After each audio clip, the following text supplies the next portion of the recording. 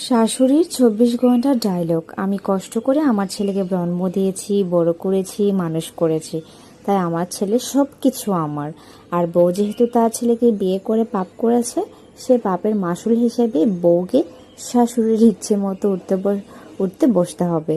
শাশুড়ির বউয়ের সাথে অযথা যত অন্যায় করুক, বউকে হাসি মুখে মেনে নিতে হবে। যদি সত্যিই এমন হয়, তাহলে মেয়ের মায়ের কথা শোনা উচিত। কারণ মেয়ের মা তো মেয়েকে অনলাইনে অর্ডার দিয়ে আনে নাই, তিনিও কষ্ট করে জন্ম দিয়েছেন, বড় করেছেন, মানুষ করেছেন।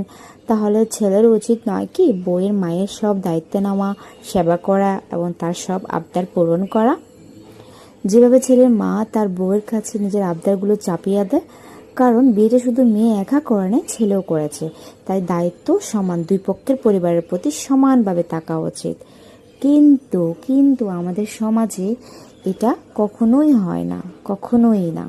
সো মানুষের চিন্তা ভাবনা পরিবর্তন করতে হবে, তাহলেই সমাজটা সুন্দর হবে।